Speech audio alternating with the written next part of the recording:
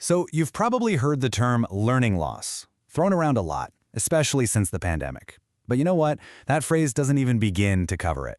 Today, we're going to dig into something much deeper, a more fundamental challenge that our schools are facing everywhere, a full-blown crisis of time. Let's just start with a number it'll stop you in your tracks. 70%. According to the World Bank and its partners, that's the estimated percentage of 10-year-olds in low and middle-income countries who are now in what's called learning poverty. Now, that's a huge leap from 57% before the pandemic. So what does learning poverty actually mean? The World Bank's definition is pretty stark. This isn't just about a student falling behind on a few lessons. No, this is about lacking the single most important foundational skill for literally all future learning. I mean, think about it. If a child can't read, it's a huge red flag that the whole system is failing to teach them everything else, from math to science. So, just how big is this problem, really? To get our heads around this crisis, we've got to look at the sheer scale of the time that was just lost, and what that really means for the future. Just let that sink in for a second. All the progress we've made since the year 2000 in helping kids learn to read was basically wiped out by school closures and all the challenges that came with remote learning. This wasn't a pause button, it was a rewind button.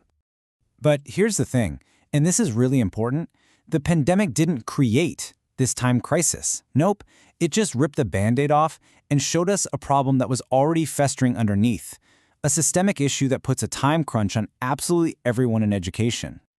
And you see it playing out on two fronts. On one side, you've got students who are just drowning in what researchers call academic overload, feeling totally buried. And then, at the exact same time, their teachers are dealing with their own version, something now being called teacher time poverty. They're two sides of the very same coin. And this isn't just some abstract concept. It has a real human cost. Just look at this study on academic stress. It found that more than a quarter of high school students are in a state of genuine distress. We're not just talking about a little test anxiety. This is a constant, persistent state of being completely overwhelmed. And for teachers, it's the same story. Time poverty is defined as this subjective feeling, you know the one, of being perpetually swamped. It's not just about being busy, it's a psychological state that leads directly to burnout, and that affects their well-being and their ability to actually teach. And get this problem was hiding in plain sight way before 2020. One really deep study at a single high school found that a mind-boggling 410 hours of instructional time were lost in just one school year. That's from things like testing schedules, exams, early release days. It adds up to nearly 40% of the school year. Just gone. So that just proves it, right? So much of this precious time is being lost from within the system itself. So the first step seems pretty obvious. How do we get it back? Where are all these hours actually going? Well, researchers have basically identified three main culprits, the thieves that are quietly stealing all this instructional time. You've got structural issues like the school calendar, then operational issues, which is all the administrative stuff, and finally behavioral factors, all those little constant interruptions. Let's just talk about operational time loss. This quote from a school administrator says it all. He had to initial 567 pages of teacher evaluations. Can you even imagine? He calculated that principals were spending 19 full workdays a year on this kind of redundant paperwork. That's time that could have been spent actually helping teachers and students. And then there's the step that seems small, right? The little interruptions. But man, do they add up. Researchers in one district counted over 2,000 disruptions in a typical classroom per year. Everything from intercom announcements to kids being tardy.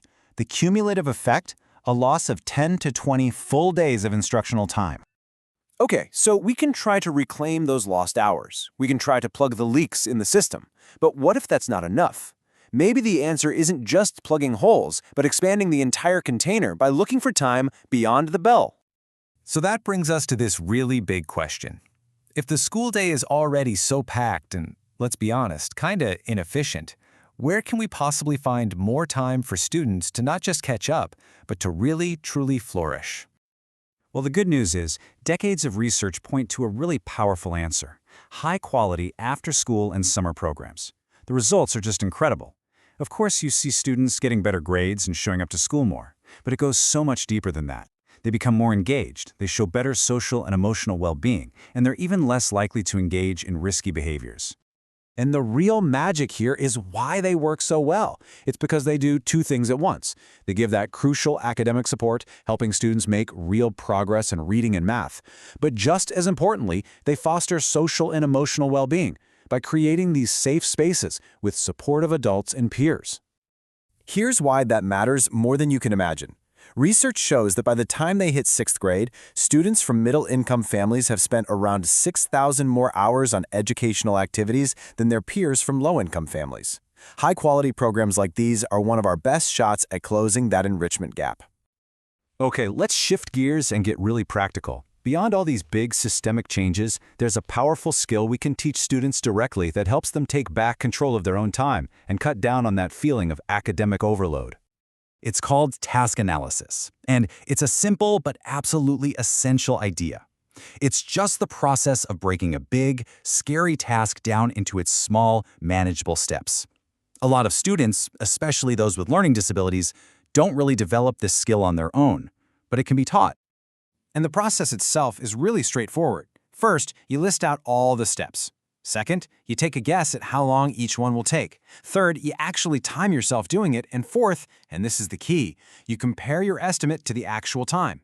Practicing this helps students build a really accurate internal clock for their work.